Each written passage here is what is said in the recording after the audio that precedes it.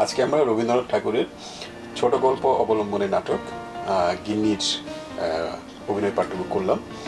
আমাদের সাথে এখানে যারা এই কণ্ঠ অভিনয়ে পার্টিসিপেট করেছেন তারা আছেন। আমরা এই গিন্নি গল্পের কয়েকটা ব্যাপার নিয়ে একটু আমাদের নিজেদের মতামত কি এবং সেটা কি হতে পারতো বা কি হতে পারতো না সেটা নিয়ে আমরা একটু আলোচনা করতে চাই। আপনাদের কাছে কি মনে হয় যে এই যে পণ্ডিত মশাই যে কাজটা করেছেন, আমার কাছে যেটা মনে হয় যে পণ্ডিত মশাই চেয়েছেন যদি কঠোর শাসনের মাধ্যমেই ছাত্রদেরকে সঠিক নিয়মানুবর্তিতা শেখানো যায়, এবং এই কারণে উনি খুব কঠিনভাবে ছাত্রদেরকে হ্যান্ডেল করতেন। বিভিন্ন নাম দেওয়ার ক্ষেত্রেও, ছাত্রদের নাম দেওয়ার ক্ষেত্রে ওনার কিছু নির্দয় মনোভাব আমরা দেখি। সো আপনাদের কি মনে হয় এই ব্যাপারে পণ্ডিতের?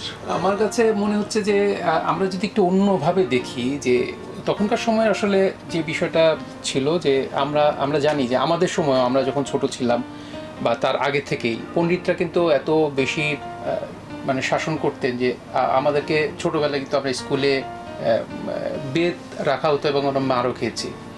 তো এখানে কিন্তু আমরা দেখছি যে পণ্ডিত একটা ভিন্ন পন্থা অবলম্বন করছেন।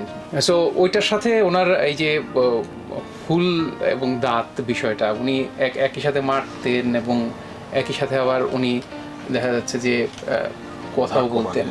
এখন ব্যাপারটা হচ্ছে যে ছাত্রদের কি হয়, আমরা যখন ছাত্র অবস্থায় ছিলাম একটা জিনিস আমাদের মধ্যে সবসময় কাজ করতো যে আমাদের সঙ্গী যারা, সাথী যারা, আমাদের এই মানে আমরা যাদের সাথে পড়ছি সহপাঠী, তাদের কাছে আমাদের একটা প্রেস্টিজ ইস্যু থাকতো। এখন একটা এক্সট্রা নামকরণ হলে সেই প্রেস্টিজটা কিন্তু আমাদের একটা ওই যে বলে না পাংচার হয়ে যায় কি, এরকম একটা সম্ভাবনা তৈরি হতো, বা আমাদের মধ্যে একটা মানে হেজিটেশন তৈরি হতো, বা এরকম একটা সমস্যা তৈরি হতো যে নিজের ভিতরে মানে ব্যক্তিত্বটা একটু মনে হয় যে ইয়ে হয়ে গেল, নামটা যদি উল্টাপাল্টা হয়। অনেকে আমরাও ছোটোবেলায় দেখেছি এরকম নামকরণের বিষয়গুলো। যেমন আমি আমার কথা বলতে পারি যে যেমন ধরেন আমার নাম ছিল আব্দুল হামিদ চৌধুরী। এখন আমাদের যখন স্কুলে আমাদের যে লেখার জায়গাটা ছিল, মানে নামের লেখার জায়গাটা ছিল, সেই জায়গাটা একদম ছোট ছিল। তো আমার পুরো নামটা আটতো না, তা আমি ওকার দিয়ে ডট ডট দিয়ে দিতাম। তো আমার স্যার আমার নামকরণ করলো যে তো পুরো স্কুলে এই নাম হয়ে গেল হ্যাঁ। তো এই যে মজার জিনিসগুলো এখন আমার কাছে মজা লাগে, কিন্তু তখন আসলে জিনিসটা মজার ছিল না, তখন খুব কষ্ট লাগতো। তো ওই ফিলিংস থেকে বুঝতে পারি আসলে ছাত্রদের উপরে এটা একটা অভিশাপের মতো ছিল আর কি। আচ্ছা, নাম নিয়ে আমি একটু বলতে চাই যে এখানে শিক্ষক সবাইকে যেরকম নাম দেয় এবং মানুষের কাছে আসলে তার নামটা খুব গুরুত্বপূর্ণ। যেমন আমি যদি আমার নামের কথা বলি, আমার নাম হচ্ছে তৃষা। উচ্চারণ যেমন তৃষা, বানান হচ্ছে তরিকার মূর্ধন্য আকার। এখনো পর্যন্ত আমাকে এই নামের বানানটা, উচ্চারণটা সবাইকে বলে দিতে হয়, এটা তৃষা না, তৃষ্ণা না, এটা তৃষা, বানান হচ্ছে এরকম। তো মানুষের আসলে পরিচয়ের প্রথম শর্তই যদি বলি সেটা হচ্ছে নাম। সো প্রত্যেক মানুষের কাছে আসলে তার নামটা খুবই গুরুত্বপূর্ণ। আর স্কুলে যদি সেই নামটাকে কেউ বিকৃত করে বা অন্য কোনো নাম দেয়, সেটা আসলে খুব বেশি লজ্জাজনক। কারণ আমাদেরকে 2টা মাইট দেওয়ার পরে সেটা আমরা যতক্ষণ ব্যথা ছিল ততক্ষণ ছিল, চলে গেছে, কিন্তু একটা নাম দিয়ে দেওয়ার পরে সেটা কিন্তু সারা জীবন থেকে যায়, বিশেষ করে সহপাঠীদের কাছে। মানে অনেক বছর পরে দেখা হলো কিন্তু সেই নামটা ধরেই ডাকে। সো পানিশমেন্টের ক্ষেত্রে আসলে বিকল্প কোনো নাম দেয়া, এটা আসলে অনেক বড় পানিশমেন্ট। এই নামের ব্যাপারে আমি একটা বলতে পারি যে ছোটবেলায় আমার যে নামটা ছিল, আমাকে বলা হতো যে ধলা বিলাই।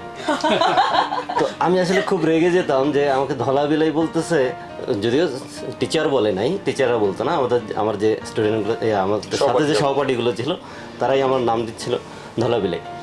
তো যেহেতু আমি ওইটাতে খুব রেগে যেতাম, সুতরাং আমি আশা করি যে অন্যরাও তো তাই হবে, যে সেটা টিচার দেখ অথবা সহপাঠী দেখ, আর যেই দেখ নাম বিকৃত করা, যেটা যে আমি আমার নিজের নামে পরিচিত কামাল হোসেন যদি বলি, আমার নিজের নামে পরিচিত, অথচ আমার নামটা অন্য কেউ অন্যভাবে ডাকছে। কিছু কিছু নাম আবার যে ভালো লাগে না তা না, যে হ্যাঁ ঠিক আছে আমার এই নামটা, আমার নাম কামাল, আমি হয়তো মনে করছি যে আমার নামটা কামাল না হয়ে যদি জহির হতো ভালো হতো, কিন্তু তারপরেও কিন্তু আমি আমার নামের প্রতি ইয়ে করবো না যে আমার নাম অন্য কেউ অন্যভাবে ডাকুক। সেটা হচ্ছে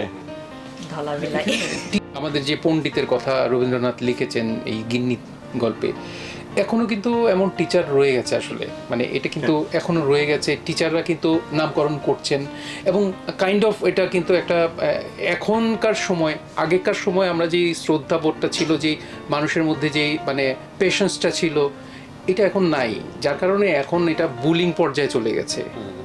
হ্যাঁ, যার কারণে এখন কিন্তু এটাকে বুলিং পর্যায়ে নিয়ে গেছে এবং এখনকার যে জেনারেশনস যারা আমাদের পরের থেকে তারা অ্যাডভান্সড, নিজের ব্যক্তিত্ব তাদের অনেক বেশি। আমাদের সময়, আমাদের ছোটবেলায় কিন্তু আমাদের তেমন কোনো ব্যক্তিত্ব ছিল না, সত্যি কথা, আমরা তৈরি করতে পারিনি, কিন্তু এখনকার ছেলেপেলেদের ব্যক্তিত্ব অনেক বেশি।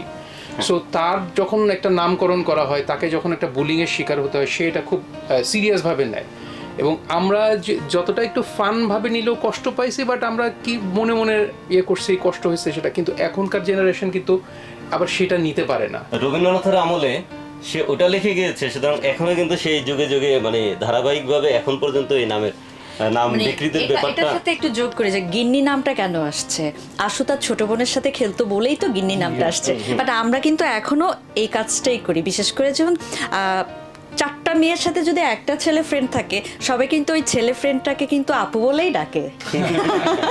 হ্যাঁ, আপু বলেই ডাকে। আবার যে 3টা ছেলের সাথে একটা মেয়ে ফ্রেন্ড, ওকে কিন্তু সবাই ভাইয়া বলেই ডাকে। সো এই ব্যাপারটা কিন্তু আমাদের সমাজে এখনো আছে। সেটাই আমার মনে হয় যে আজকের যে আলাপচারিতা, এইখানে 2টা বিষয় খুব স্পষ্ট। একটা হলো যে পণ্ডিত মশাই মনে করতেন তিনি যদি খুব কঠোর থাকেন তাহলেই ছাত্রদের সঠিকভাবে শাসন করা হবে এবং তারা রাইট ওয়েতে থাকবে। কিন্তু আবার একইভাবে আমরা দেখতে পাই আশু তার যে সংবেদনশীল মন, তার এই নামকরণের কারণে এটা কিন্তু তাকে খুব একটা মানে পীড়া দিচ্ছে এবং দুঃখ তৈরি করছে।